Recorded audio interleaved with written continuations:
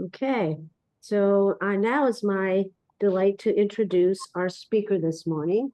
Our speaker, Dawn Wadsworth, has an interesting talk for us today, an experience as well.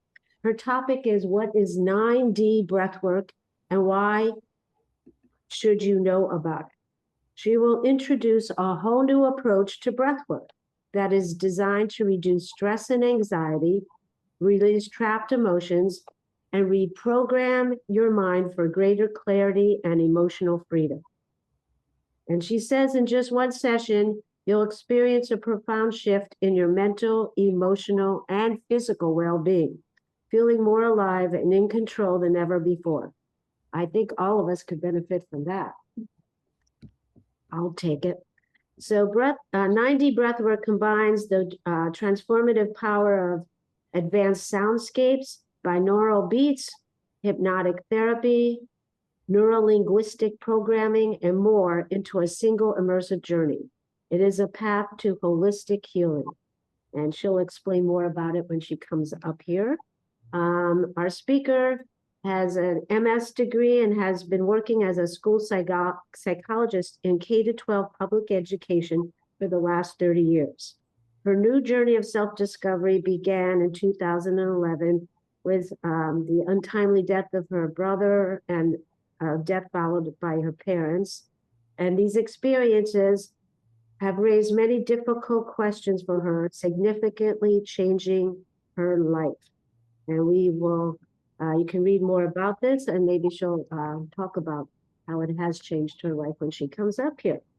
And so I am very much looking forward to hearing about and experiencing some of the modalities that she has to offer. And let's give a warm Circle of Miracles welcome to Dawn Wadsworth.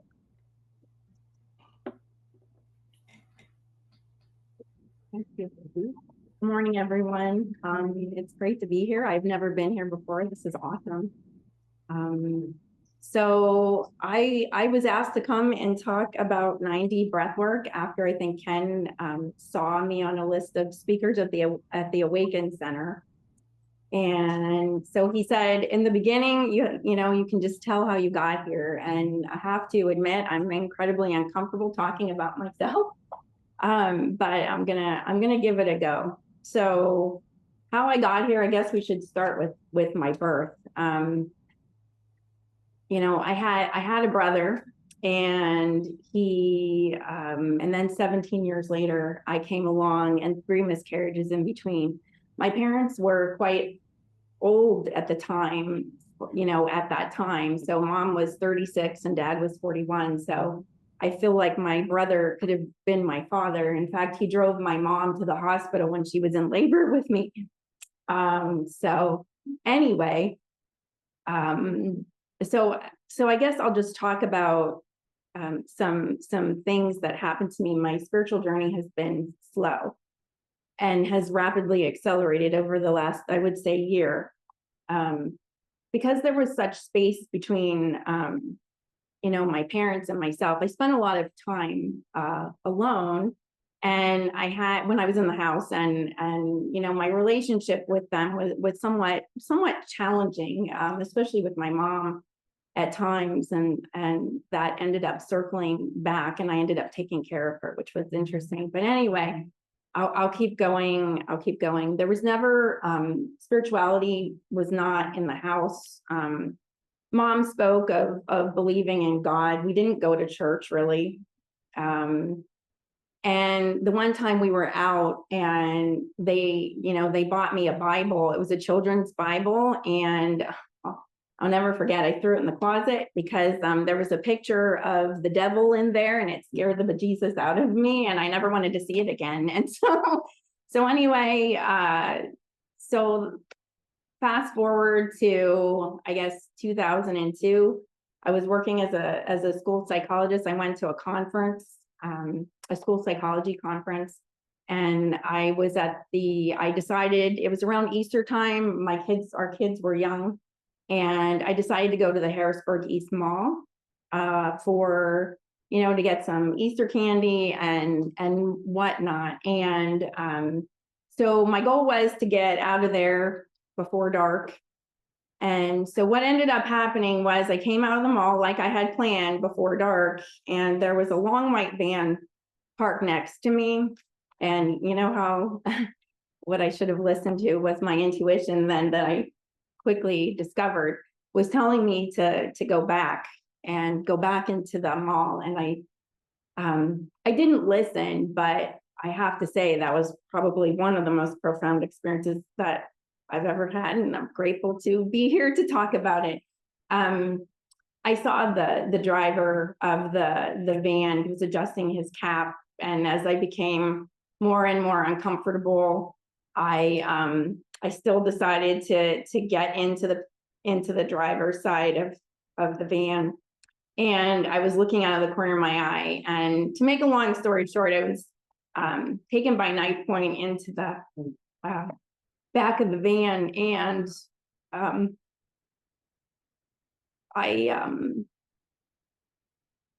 the headlines read, "School psychologist talks her way out of a kidnapping," or whatever it was. And so anyway, I was in there for 20 minutes, and I can see how Stockholm syndrome comes on rather quickly. And I felt bad for going to trial because he let me go. But what ended up happening, and this is where I say someone was looking out for me, and was, I kept talking, and I told him what I did, and I won't give you the details, but at any rate, all of a sudden we were in a tussle, because with trauma, when you get in a situation like that, it's fight, flight, or freeze, and I had the fight response. And so anyway, we were in this tussle, and then all of a sudden, and there was a weapon involved, and I had possession of it at one point, but all of a sudden he said, "Oh my God, did I hurt you?" And what an odd thing to happen after a situation like that. But anyway, and we were in a conversation. He let me take all of my things, and then I stood and watched him drive away. And I went to get back into my van, and I realized that I couldn't drive, and so I went into the mall. And so anyway, it went to trial. But the point of that is that someone was looking out for me, because I really didn't. I didn't really know that I was going to get out of there. But so from then on, I kind of just had this feeling that I was meant to do something here, and I didn't know what it was. And I knew it wasn't, school psychology. My job had not, I love children, but it started not to resonate with me, because it's, the educational system is a system, and it's not necessarily the best one. So anyway, fast forward to 2011, my brother got cancer, and he was 60 years old, and he passed away. He was in the hospital for 2 months, and he never came home, and it was just one thing after another. And so that led me, I never thought that I would be left, because I was always the baby. He was 17 years older than me. I never thought that I would be the one left to take care of my parents. So I was, and Dad passed away 2 years later. And but after my brother died, it really sent me on a mission of wondering, where do we go? What really happens to us? And that really kind of also put things into motion. And then in the end, I ended up caring for my mom, who was very challenging, always very challenging for me to deal with. And it was kind of like staring me right in the face. So she lived with us for 4 years, was bedridden the last 16 years of her life. The last 16 months of her life, which led me to seek answers again. And that really has accelerated my spiritual journey. We were at her side when she passed. And it was really quite amazing. And this year has been such an exciting year. I feel like, sometimes a little kid in a candy jar, because I'm just like so open to things that I never knew or was open to before. So hence why I'm here. I'm kind of, I retired from school psychology, even though I do some contract work on the side. And I never intended to do this. So one day something came into my path. It's a company called LifeWave, and everything that has come into my path uses frequency. And LifeWave is wearable light technology, and it looks like a Band-Aid, and basically there's crystals in there that uses your own light to do all kinds of amazing things. And so from there, meeting people in there, I ended up, one of the chiropractors who uses LifeWave in her practice held up a book on a Q&A the one day called Electric Body, Electric Health, and it's by Eileen McCusick. Is anyone familiar with it? Eileen McCusick has a biofield tuning school in Vermont. And so then the more I read of that book, then I started with biofield tuning, which is obviously sound frequency. So we have light, we have sound, and then also through LifeWave, someone introduced me to 9D breathwork, and I did a 9D breathwork journey and came out of there. I was not familiar with breathwork at all, really. And so I did this journey and I came out and I was like, oh, like what was that? And so I knew I had that nudge, because then I started learning to listen to my nudges, because when I don't, it's not a good thing that happens. So anyway, that's why I'm here. That was in June, and from these 3 modalities, I feel wonderful, and I just want everyone to feel wonderful. And so that's why I'm here, and that's why I'm doing this. And so anyway. So what I have for you, I know you usually, I see on there that you usually do a meditation. This isn't a meditation. What it is it's kind of like a cinematic trailer, right? So instead of me telling you what 9D breathwork is, you can experience it for yourself. It's not a journey, okay? So it wouldn't be a journey. So I don't know, for those who know about breathwork journeys, they're usually about an hour or so, and it involves really conscious connected breathing.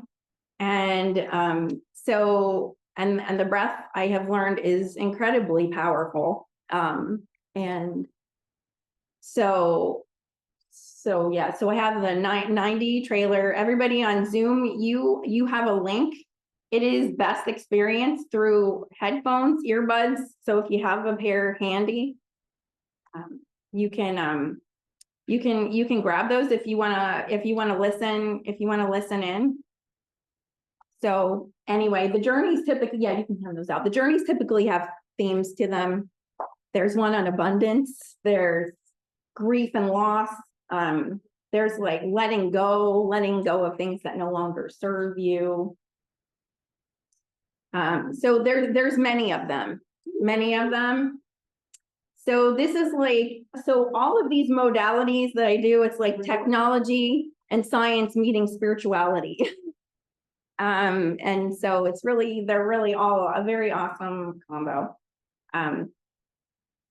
So Randy is passing out the headsets that we use during a live journey. We can do journeys on Zoom also, and some people, when you're on Zoom, you're in the privacy of your own home and you can do it anywhere. But some people really like to be in a group and live when they do it. So those are awesome.